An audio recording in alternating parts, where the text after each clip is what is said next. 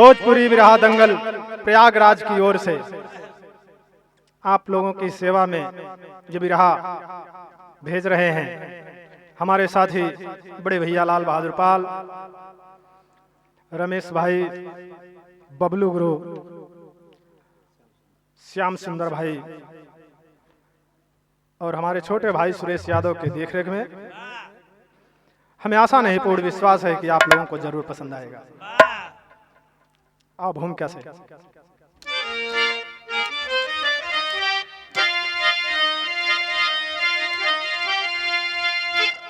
शिखरी से ऊंचा समंदर से गहरा, शशि से शीतल प्रखर है रवि से,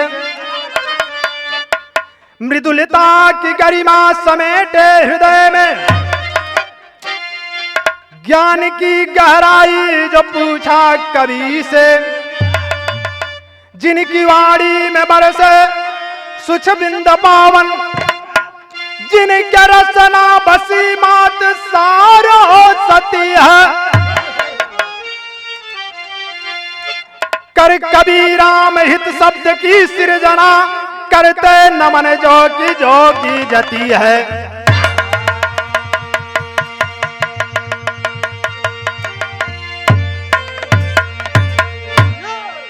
एक लाइन गजल बा मास्टर।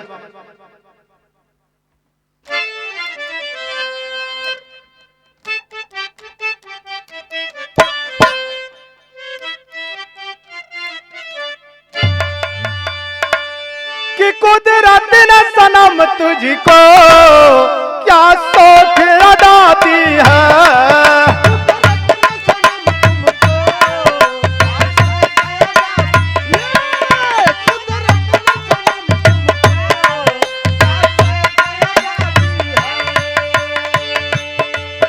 कुदरत ने सनम तुझको क्या सोच अदा दी है,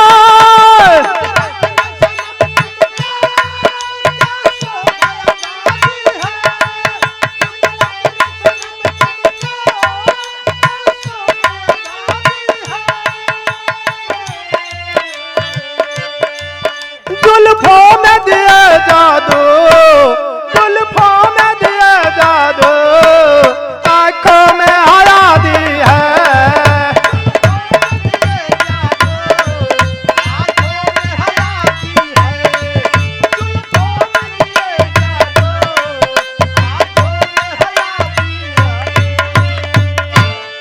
लेकिन कवि ने लिखा क्या,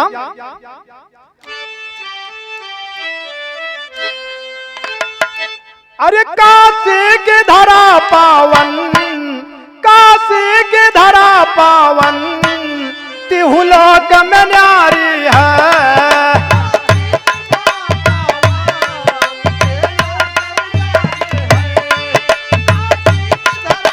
पावन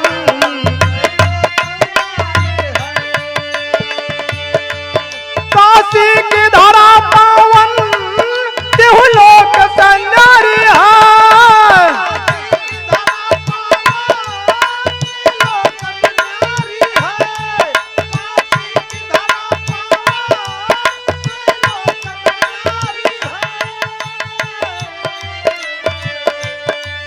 ज्ञानों की सरल गरिमा, ज्ञानों की सरल गरिमा, दामन में सवारी है।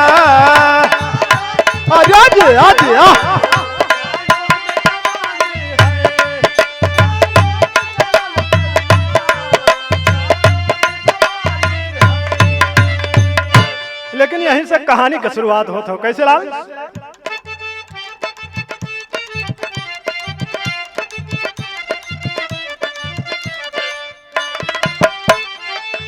देवसरिता के तट पवित्र धाम काशी है, वास करते जहाँ गिरजापति अविनाशी है,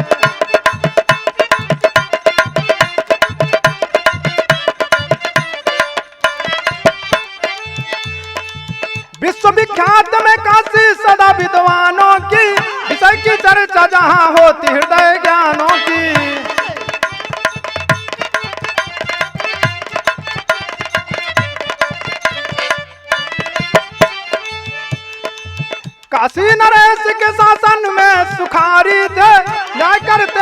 प्रजा बड़े दुखारी थे।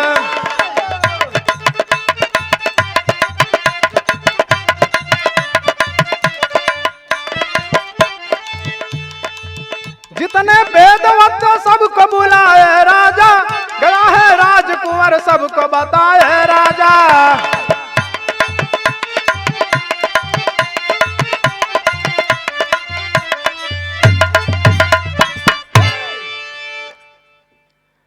ए भैया हो, काशी नगरी जौने के महिमा महान बा, वहीं नगरी में एक राजा राज करते थे।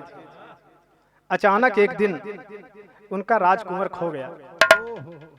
भैया हो, पूरे राज में ढिढोरा बजवौले न के राजा अगर जे के हुई राजकुमार के लिए आई ओके बहुत सारा पुरस्कार मिले। लेकिन यहीं पे गीत बाइक है।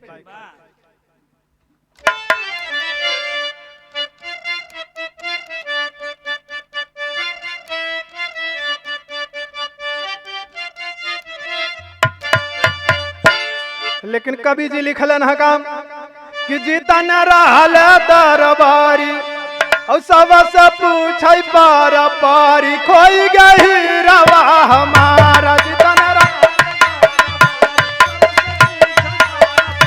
खोई गई।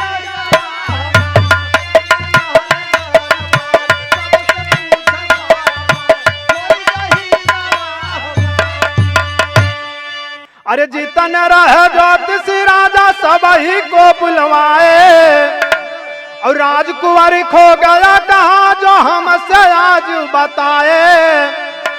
तो पाए मुँह मांगी दौलतिया दे बहिरा और रमतिया, खोई गई रवा हमारा दे बहिरा और रमतिया।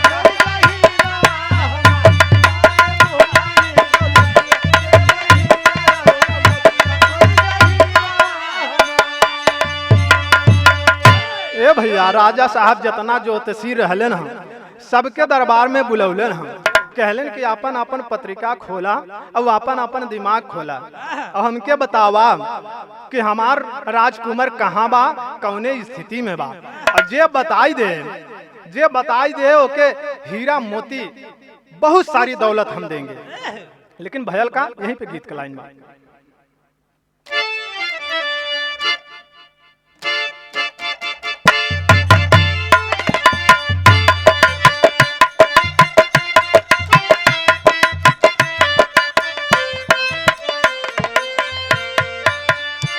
ए भैया हो, एगो दुल्हन बतावत हो बड़ा तकलीफ में बा, बड़ा कष्ट में बा। हाथ में मेहदी मांग सधुरवा, हाथ में मेहदी मांग सधुर बर्बाद कजरवा हो गईला।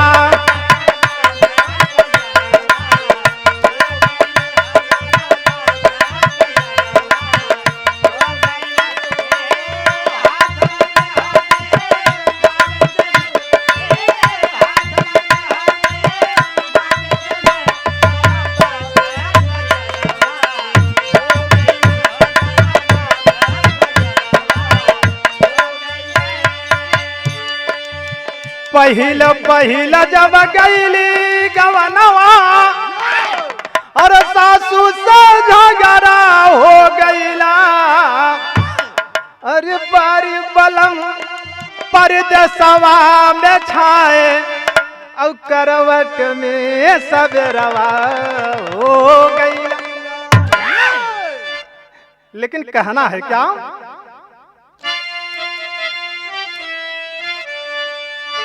अरे विद्वानों की बोली बंद भैली, छा गया अंधेरा काशी में, छा गया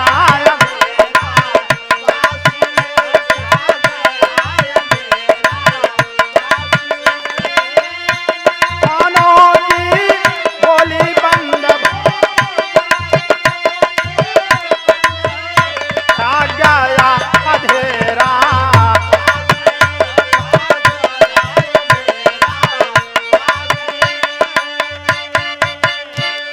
विद्वानों की बोली बंद भइली, अरे छा गया अंधेरा काशी में।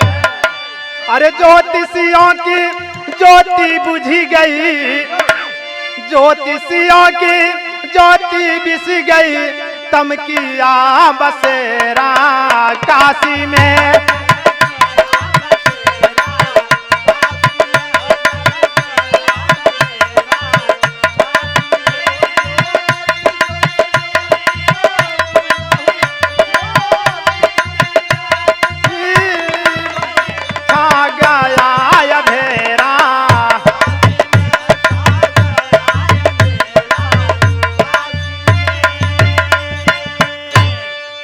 सब एक स्वर में इनकार कर दिया, अब मिलेंगे राजकुमार नहीं, अब मिलेंगे राजकुमार नहीं, सब धन का लुटेरा काशी में। सब धन का लुटेरा काशी में, सब धन का लुटेरा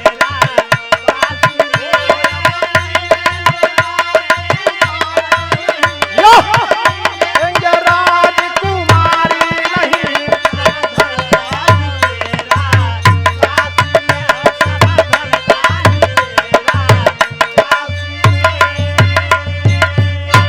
भैया हो ज्योतिषी लोग सब अपन अपन पत्रा पत्रिका निकाली के देखत हुए बतावत हुए, लेकिन कहत हुए कि कुछ पता ना चलत हो। तबले भयल का कि इतने में तुलसी बोले, अरे अभी राजकुमार जी आ जाए। करुणा की कश्ती डूब रही, करुणा की कश्ती डूब रही, मिल गया है छोरा काशी में। मिल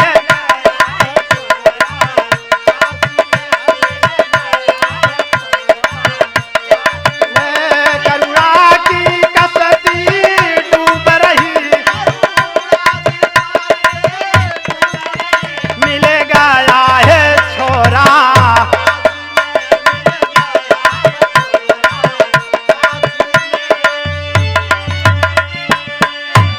भैया हो इतने में तुलसीदास आ गए, कहले अरे यार का बात करत हुआ, राजकुमार जी तो काशी नगरी में है।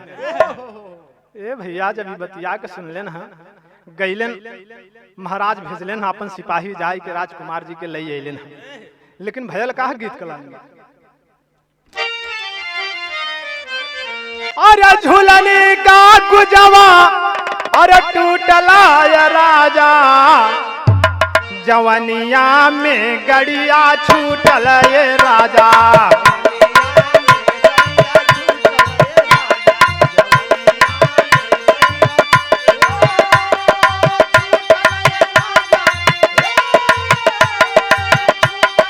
राजा यार छूटल ये राजा, जवनिया में गड़िया।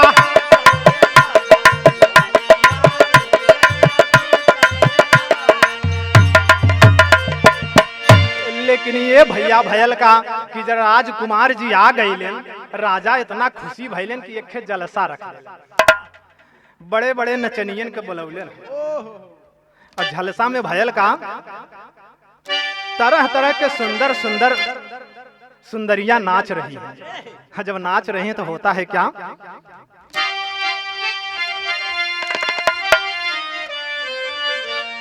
अरे कभी का किए भारी, अरे कभी का किए भारी स्वागत है राजा। अब मोहनिया सज करके नाचत है राजा।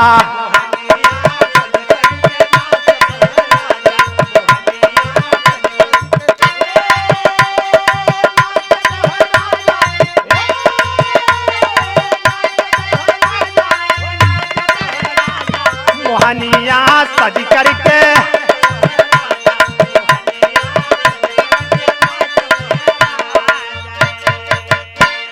भैया हो देखा कहल जाला कि चाहे नगद गवैया हो चाहे नगद नचवैया हो, ओका सबसे बाद में नचावल जाला।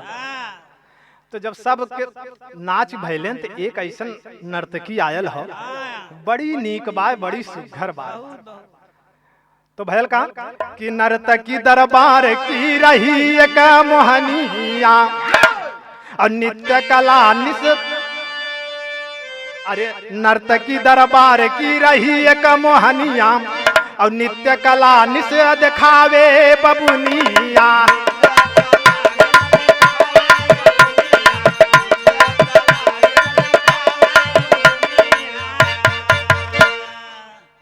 अरे भागला कभी लखी, अरे भागला कभी लखी न जागता है राजा मोहनिया सज करके नाचत। अरे दिया गुरु क्या बात है मोहनिया।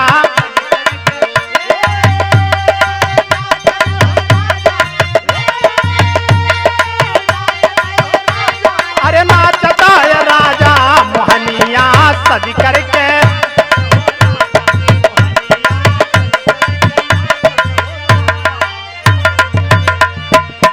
ए भैया हो जब मोहनिया आयल है मंच पे और नाचे शुरू कैले सर, कभी तुलसीदास देखत हुए।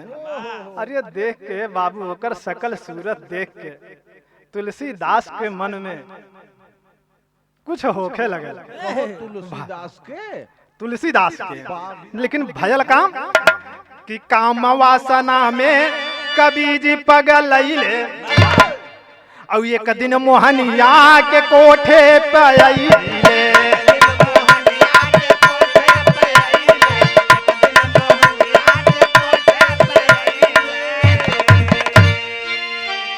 अरे दई दरती दनवा मनवा, अरे दई दरती दनवा मनवा जाचता ये राजा और मोहनिया सज करके नाचत ये राजा।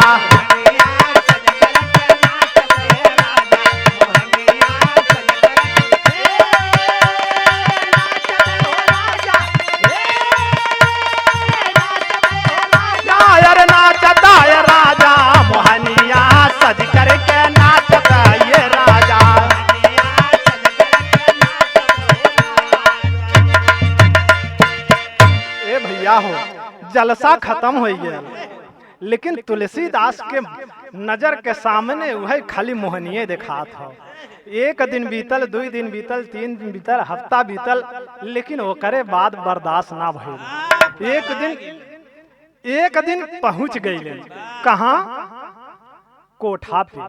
तो संत न रहलन भैया, संत रहलन लेकिन मन उनकर बिगड़ गया। अच्छा भैया हो जब वो करे कोठा पे पहुंचले ना, मोहनिया देखत हो तुलसीदास के तो कहत हो कि बाबा, अरे बाबा आप यहाँ कैसे?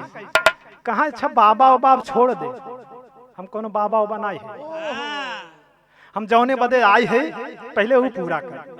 मोहनिया कहा बाबा का चाहे? कहा अरे एक मर्द के एक मेहरारू से का चाहत वही हमके चाहे। तो मोहनिया का कहा था? तेरी में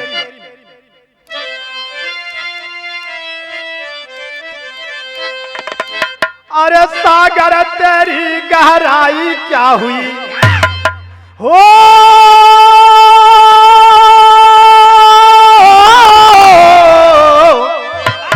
अरे सागर तेरी गहराई क्या हुई, वासना के बस में मर्यादा दिए भुलाई, अरे भुलाई, अरे भुलाई। कभी से नर्तकी तब कहने लगी, हम नित्य कला दिखलाती हूँ, खुश करती हूँ दरबार में सबको, बिना मांगे धन को पाती, गैरत में इज्जत का सौदा, करती हूँ मैं कभी राज नहीं, घृणित ऐसा कुकृत्य भला, घृणित ऐसा कुकृत्य भलाया होगा मुझसे आज नहीं।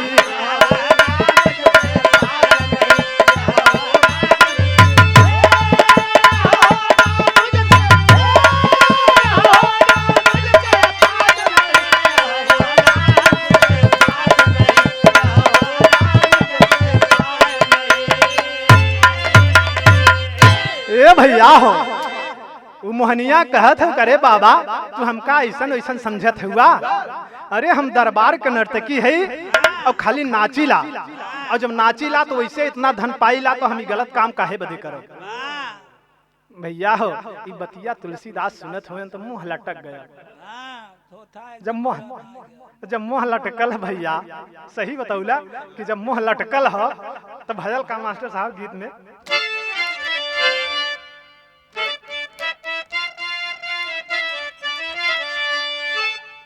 कि नई नई प्रीता लगला हिरनावा, नई नई प्रीता लगला हिरनावा, हम गवनवा नहीं जा।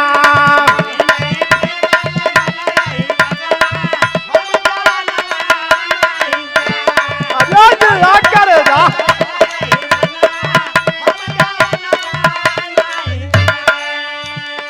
तुलसीदास कहत हुए कि देखा हमसे बर्दाश्त ना हो।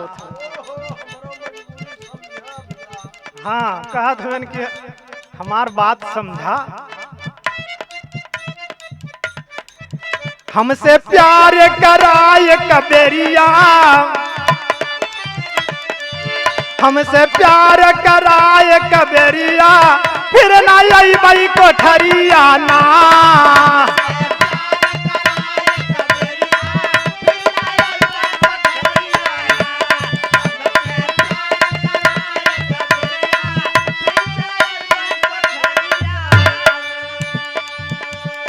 तिरियन की तिरिया जहिला गलऊ है, जीवन में बन गए पागल। कब जी करा न लगे हाथ जोरिया, कभी जी करा न लगे हाथ जोरिया, फिर ना यही बई कोठरिया ना।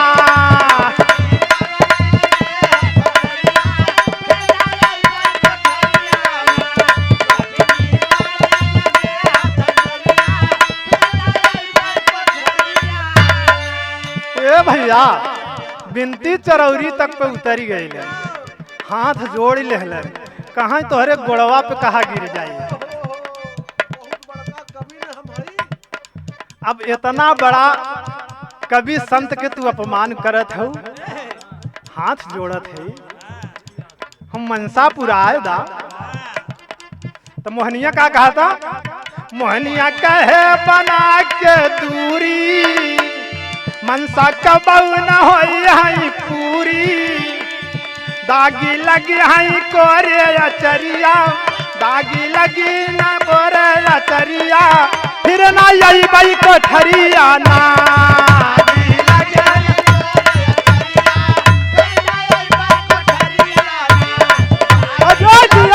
करे जा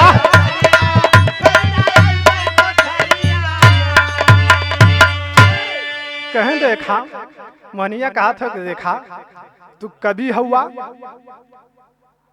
दरबार का बहुत बड़ मानल जानल हुआ, अपनो इज्जत बचा ला हमरो।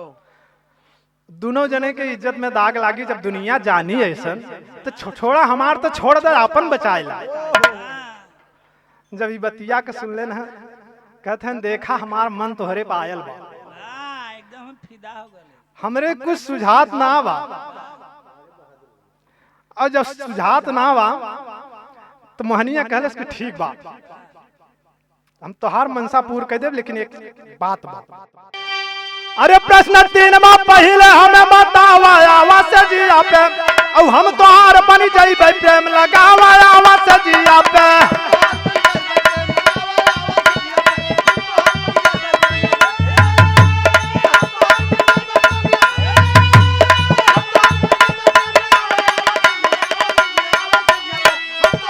अरे दिया करेगा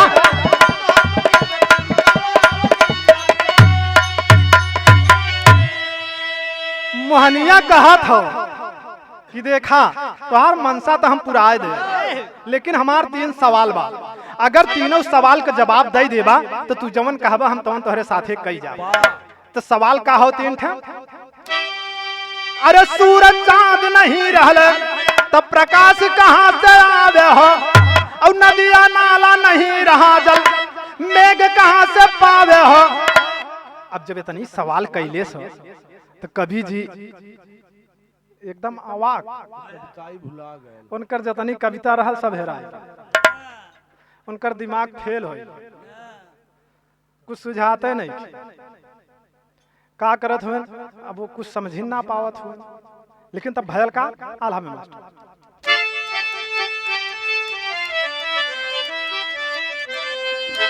अरे देवी देवता रहे नहीं अपावन जगहिया, केतनो जुगतिया चाहे देवा हो लगा।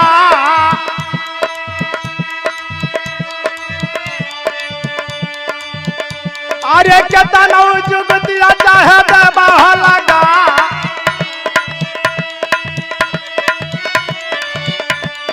कभी की रसना सरस्वती हो छोड़ी दी हाली,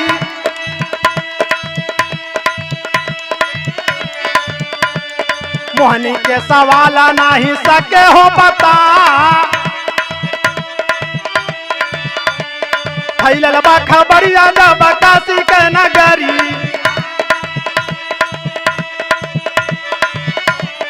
पूछे तब नरेश दुई नौ जाने के बोला।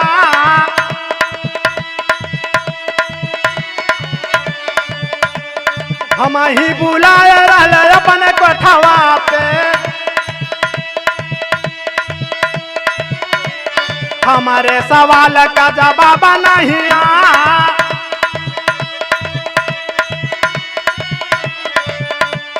कहे कभी पूछा राजा हो के समनावा,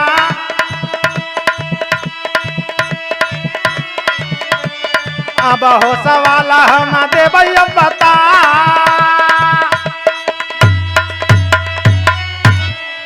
ए भैया हो, जब मोहनिया सवाल कैले से ये सवाल का जवाब ना दे पौले, और ई खबर धीरे धीरे दरबार में का पूरे काशी नगरी में फैल गल। जब महाराज के सामने ये बात पहुंचल हो तो कहलन को कवि जी इतना महान मनई, हाँ जाय के कोठा पे सम्मान मान सब उड़ावत हुआ।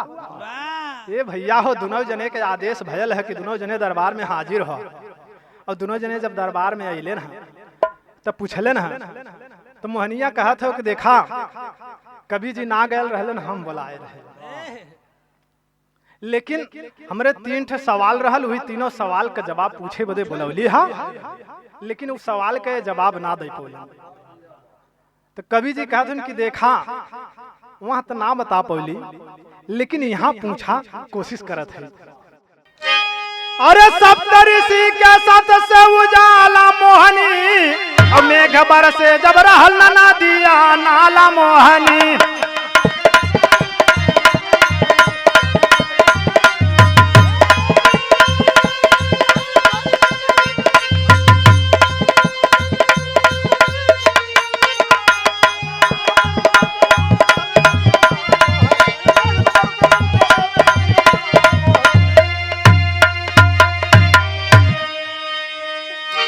सप्तऋषियों के सत से रहे तब प्रकाश हो, और उनकी गरिमा से मेघ बरस से आकाश हो। कवि जी बतौले ना कि जौन सप्तऋषि हुए, जब सूरज चंदा ना रहलन तो वो सप्तऋषि के प्रकाश से दुनिया प्रकाशित थी, और उन्हीं के सत से, उन्हीं सप्तऋषियों के सत से बारिश हुआ करती थी। अरे तीसरा सवाल सच पूछाला मोहनी, और मेघ बरसे जब रहल ना नदिया नाला मोहनी। ई तो 2 सवाल बतौले, और तीसरा का कि नारी और मर्द का जवाब होवे मुलाकात हो, और बदरा के बिना होवे लागत बरसात हो।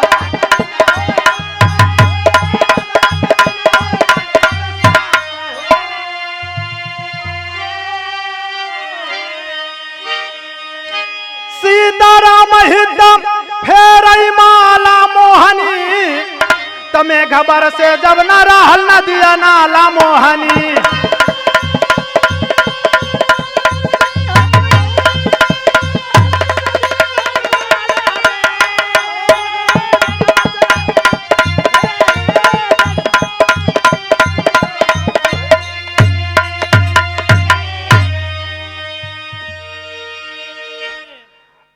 तो कहलन कि देखा बिना बदरा का बारिश तब होला जब मर्द और नारी के मुलाकात होला।